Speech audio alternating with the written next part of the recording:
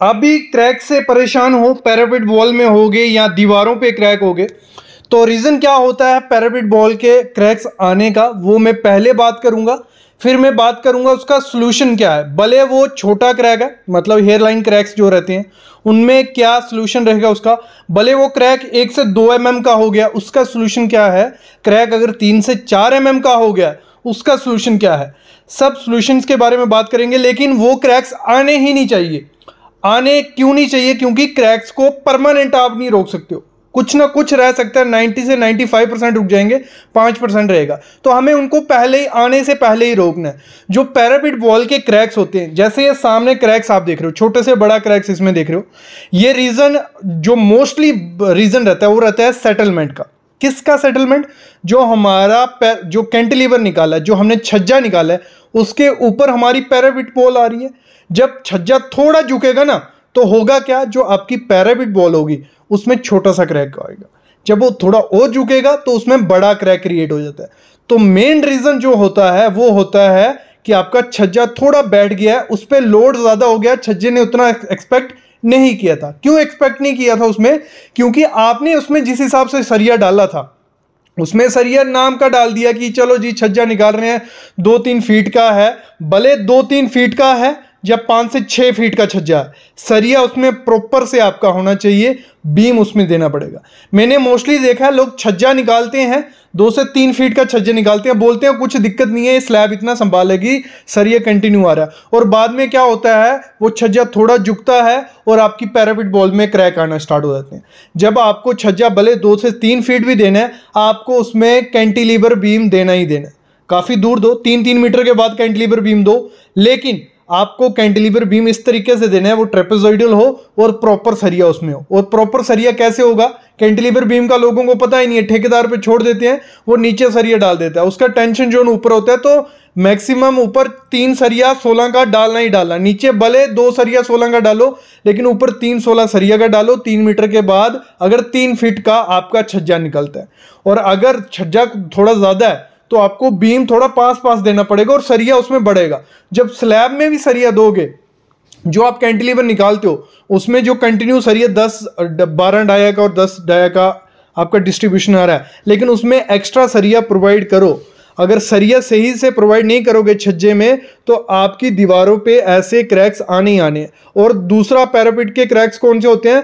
जहां आपकी स्लैब और ब्रिकवर्क का जॉइंट होता है पैरापिट वॉल का, वहां क्रैक आते हैं। उस क्रैक को बचने के लिए आपको वहां चिकन मैश लगा देनी है, फिर उसके ऊपर प्लास्टर करना है, तो वो क्रैक नहीं आएंगे। ये हो गया कि क्रैक आते क्यों हैं। मोस्टली रीजन मतलब थोड़ा झुकाव है आपके छज्जे का, उसमें सरिया अच्छे से दो, कोई दिक्कत नहीं आएगी। और थिकनेस भी प्रॉपर रखो। जो स्लैब की थिकनेस है 6 इंच से कम मत करो, 6 इंच से ज़्यादा कम करोगे तो दिक्कत आ जाएगी।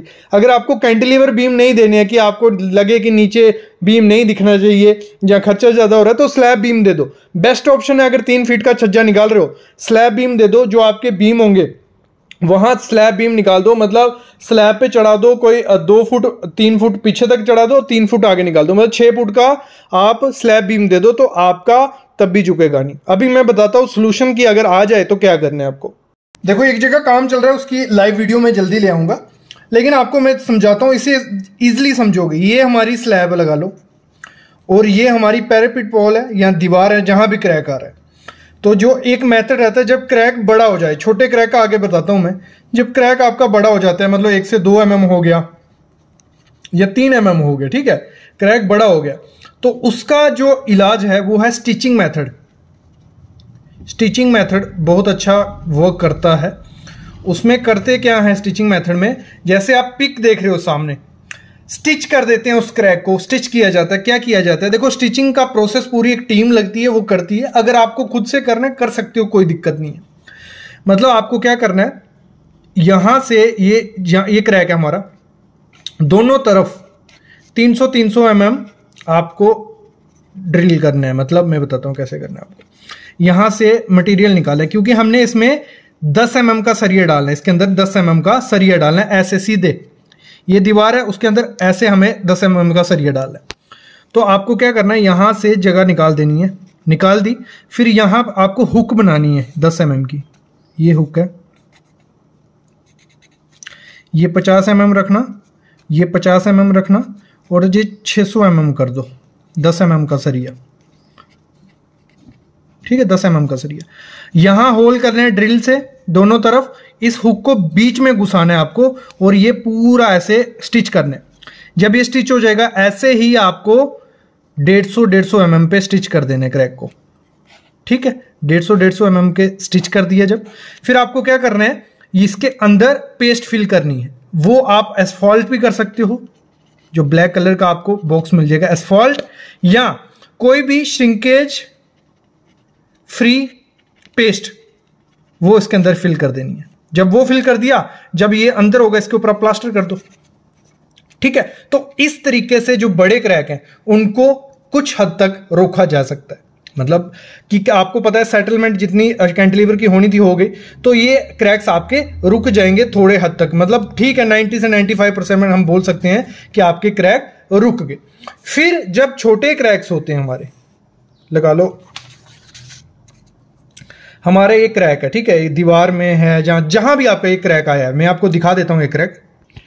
जैसे पिक में देख रहे हो आप, ऐसा क्रैक कोई है, ठीक है। उसको क्या करना है, सबसे पहले ग्राइंड कर लो, मतलब उसको ग्राइंडर से थोड़ा क्रैक को बड़ा कर लो, खोल लो, क्रैक को खोल दिया, 2 से 3 mm उसको खोल लो, या ज्यादा भी 4 mm 5 mm तक खोल लो उसको।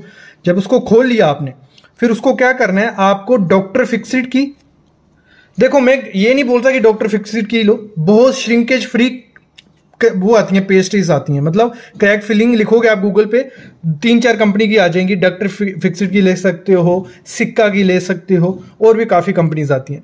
तो डॉक्टर फिक्सिट की आपको 200 रुपये का किलो का पैक मिल जाता है, ऐसे पुट्टी की तरह पेस्ट ऐसी होगी वो।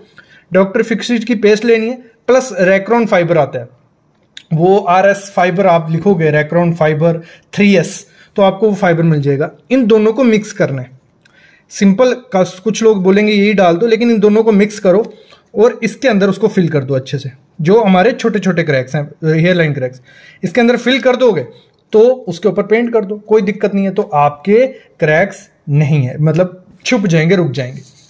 लेकिन स्टिचिंग मेथड बड़े क्रैक्स के लिए और छोटे क्रैक्स के लिए ये प्रोसेस आप फॉलो कर सकते हो। इसके रिलेटेड कोई भी क्वेश्चन है, क्वेरी है, आप कमेंट करो, मैं वीडियो ले आऊंगा एक और, कोई दिक्कत नहीं है। बाकी ये प्रोसेस करो और पॉसिबल हो सरिया अच्छे से प्रोवाइड करो। आर्किटेक्ट और स्ट्रक्चरल इंजीनियर से कंसल्ट जरूर करो। घर की कंस्ट्रक्शन में कंसल्ट नहीं किया तो दिक्कत आएगी। आप देख सकते हो इन्वायरमेंट कितना हार्श होता जा रहा है। हम हिमाचल की बात करें, उत्तराखंड की बात करें, दिल्ली, यूपी, पानी बढ़ता जा रहा है और फाउंडेशन पे असर पड़ता है और घर गिरने के चांसेस वहीं से होते हैं। तो आर्किटेक्ट और स्ट्रक्चरल इंजीनियर को अभी थोड़ा मतलब यूज करो उनका, क्योंकि लोग ट्रस्ट नहीं करते हैं कि क्या करवाना है उनसे, लेकिन उनसे बहुत फर्क पड़ेगा। तो ये चीज मैं आपको बता दूं। अभी मैं लेता हूं अलविदा, लेकिन प्लीज चैनल को सब्सक्राइब कर लो और बेल आइकन दबा लो।